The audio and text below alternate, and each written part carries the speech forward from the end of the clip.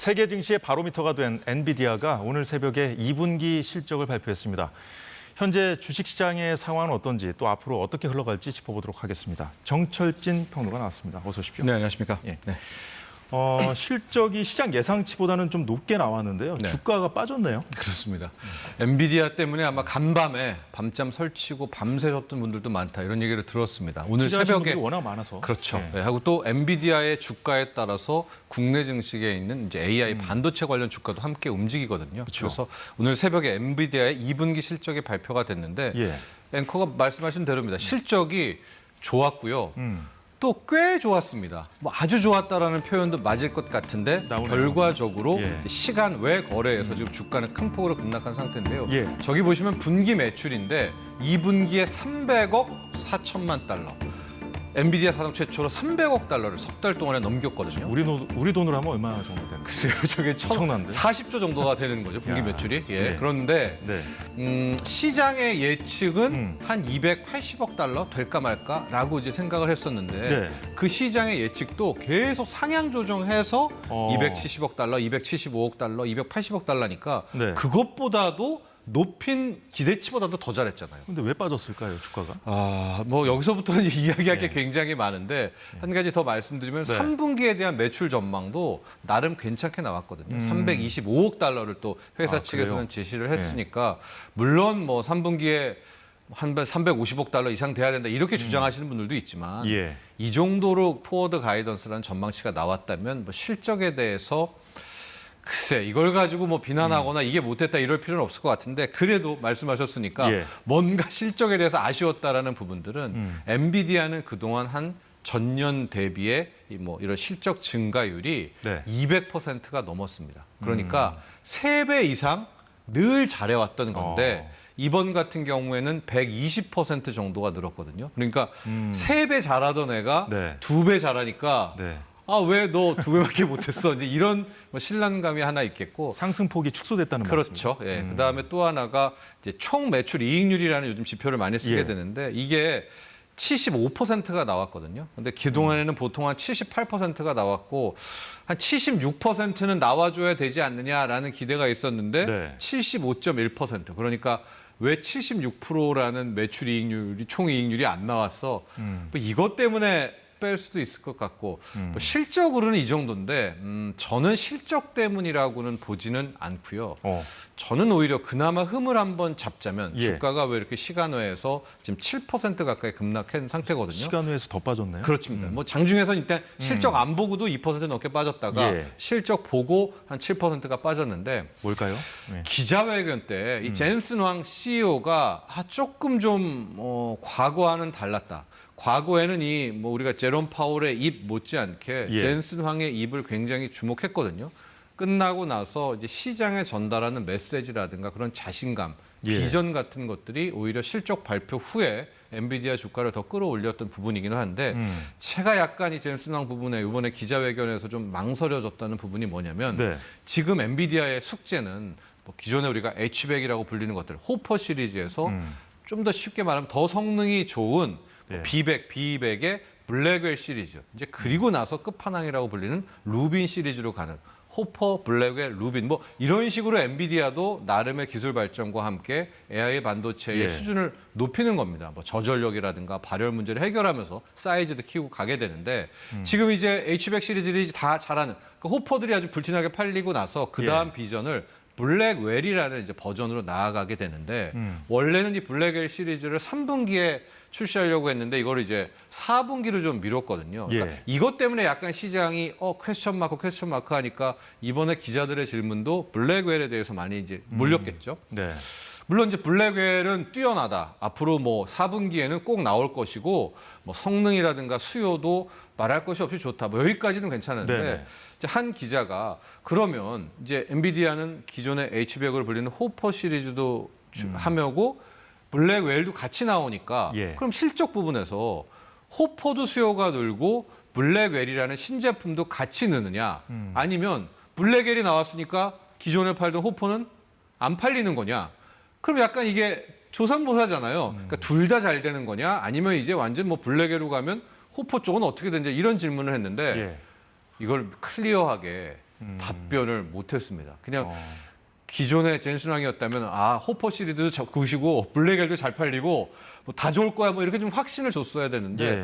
그런 부분이 좀 떨어지니까 다시 한번 블랙웰 제대로 나올 수 있어까지 분명 이제 4분기에 나온다고 했는데 네. 그런 의구심 정도가 시간의 주가를 좀 밀지 않았나 보여지고 있는데요. 예. 늘 그렇듯이 엔비디아는 본장 승부입니다. 그러니까 이건 시간 외고 이제 오늘 밤 이제 다시 뉴욕장이 시작되지 않겠습니까? 예. 여기까지 하루 더 오늘 밤부터 내일 새벽까지의 주가는 확인할 필요가 있습니다. 자, 말씀하신 대로 뭐 실적도 실적입니다만 이제 장기적인 전망을 우리가 좀 봐야 될 거 아닙니까? 네. 왜냐하면 이 엔비디아 그 실적에 따라서 미국 주식시장에 운명이 걸렸다는 말까지 좀 나올 정도니까 좀 잘 봐야 될 것 같은데 일단 장기적인 흐름은 AI 열풍이 과연 더 지속될 것이냐 아니냐 뭐 이 여부 아니겠습니까? 그렇죠. 우리가 3주 전에 이제 뭐 일종의 폭락 장세가 왔을 때 블랙 네. 먼데이를 비롯해서 뭐 여러 가지 이야기를 했었잖아요. 네. 미국의 경기 침체냐, 엔캐리 트레이드의 청산이냐, 뭐 이란의 이거 보복이냐, 그리고 얘기했던 게 이제 AI 거품론.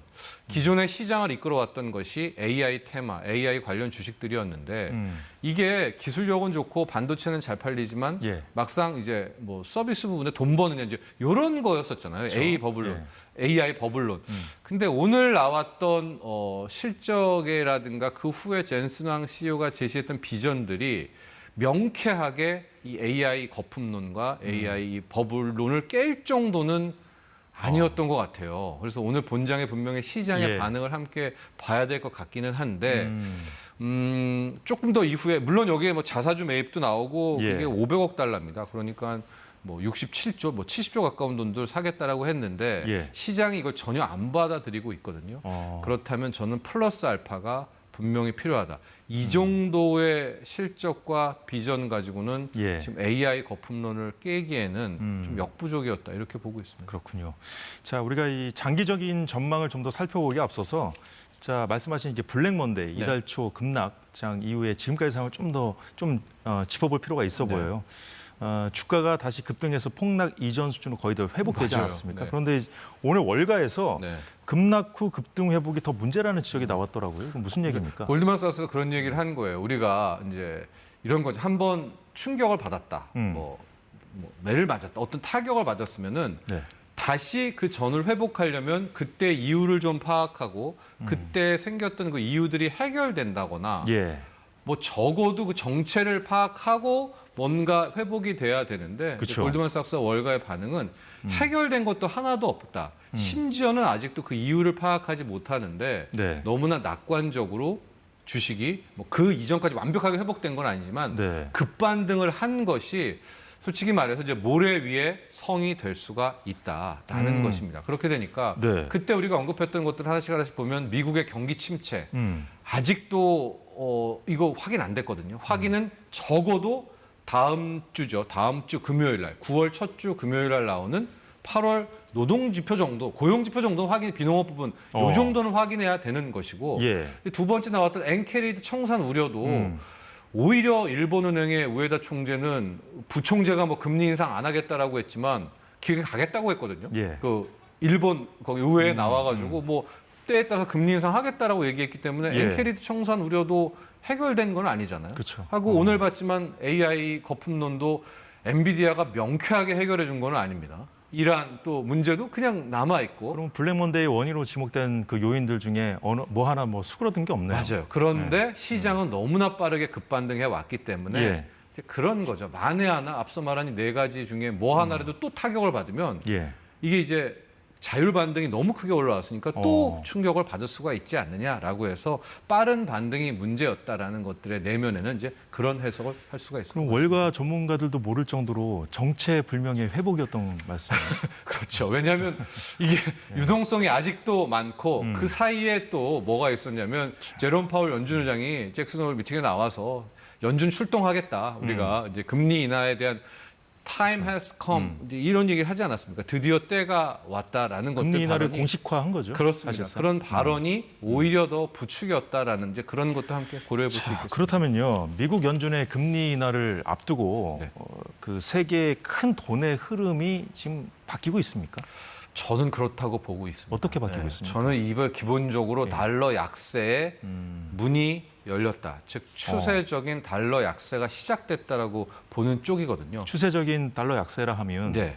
강달러 시대가 끝났다는 얘기인가요? 아니면 강달러 기조는 계속 여전히 1,400원대는 비싼 거잖아요. 네, 그렇습니다. 근데 그게 조금 약세화로 되는 네. 어떤 게 이게 전문가별로 네. 뭐 다르겠지만 저는 상당 부분의 달러 약세, 그러니까 상당 부분의 추세적인 달러 약세를 보는 쪽이거든요. 그러면 1,200원, 1,100원 정도까지 내려갈 수 있다는 뭐 말씀인가요? 시간 문제지만 저는 그 문을 열렸다라고 예. 보고 있는데 다만 기술적으로도 봐야 되고 내용면 두 가지를 봐야 되는데 예. 기술적으로는 우리 원달러 환율을 좀 놓고 보면 1,320원 라인 여기를 그냥 확 깨버려야 됩니다.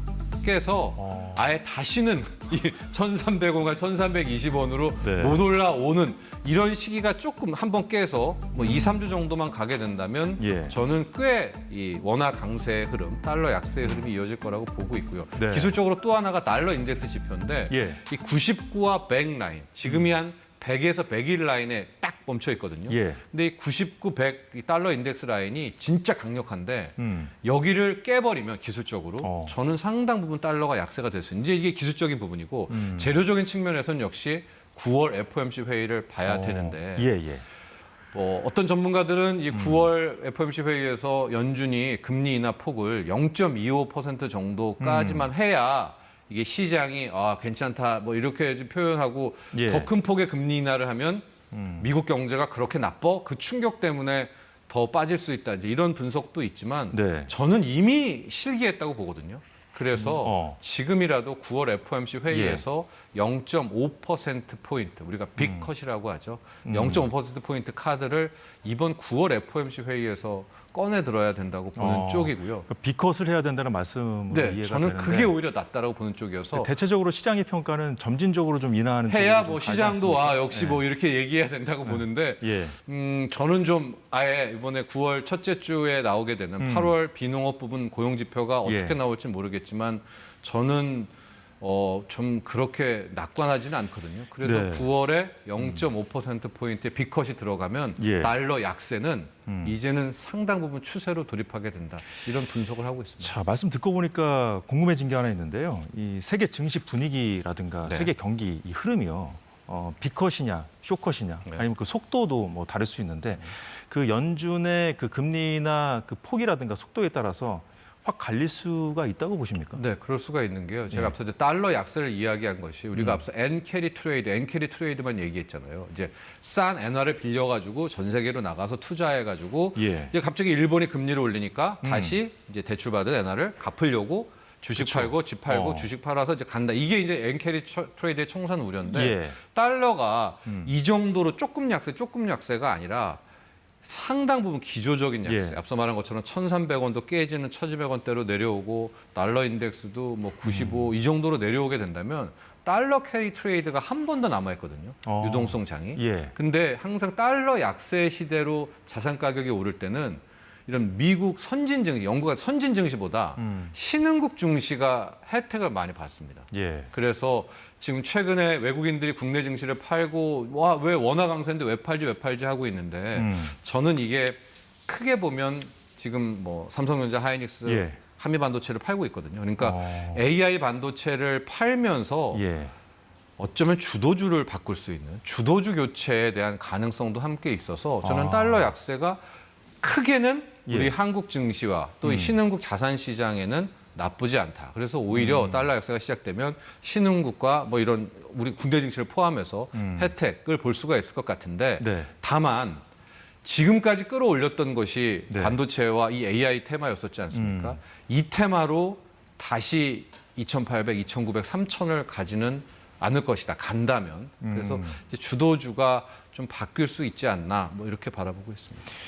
네, 결국은 뭐 세계 증시가 어떻게 될 것인가, 낙관론과 비관론 지금 격차, 팽창이 좀 맞습니다. 맞서고 있는 상황인데 좀 갈림길에 있다고 보세요. 네. 그래서 좀 달러 약세만 나온 다음에 현 상태에서 한 6개월에서 1년 정도의 시간은 벌 수 있다. 여기에서 뭐 미국이 경기 침체 운운하고 그렇지만 예. 우리 국내 증시적으로 신흥국장으로 본다면 역시 달러 약세의 힘으로 조금 더 버틸 수 있지 않을까 이렇게 보고 있습니다. 이게 방향을 향후에 뭔가가 결정을 한다면 뭐가 트리거가 될 거라고 보십니까? 그 부분까지 좀 짚고 좀 정리를 해보죠. 달러 약세 트리거요. 앞서도 말씀드렸지만 역시 9월 FOMC 회의에서 미 연준이 예. 0.5 정도 퍼센트 포인트의 금리 인하를 좀 하는지를 함께 바라봐야 될 것 같고요. 예. 결국에 미국의 10년물 국채 금리가 모든 것을 좌우한다고 보고 있습니다. 지금 3.8% 정도의 레벨인데 예. 10년물 금리가 이제 과도하게 떨어지는 거죠. 연준은 그냥 금리 인하를 한다라고 했는데 이게 지난 2007년처럼 뚝뚝뚝 빠른 속도로 10년물 금리가 3.7, 3.5 이렇게 급하게 떨어지게 될 경우 저는 이게 오히려 우리 국내 증시를 비롯해서 신흥국 쪽에 달러 수급을 유입하게 되는 이제 그런 하나의 트리거다 이렇게 보고 있습니다. 예, 당장은 뭐 오늘 밤부터 이제 나오겠죠. 뉴욕 증시 상황. 본장에서의 지켜봐야 엔비디아 될것 같고. 주가부터 봐야죠. 예. 네. 알겠습니다. 오늘 말씀 잘 들었습니다. 지금까지 정철진 평론가였습니다. 고맙습니다. 네, 사사건건 오늘 소식은 여기까지입니다. 내일도 알찬 소식 갖고 찾아뵙겠습니다. 고맙습니다.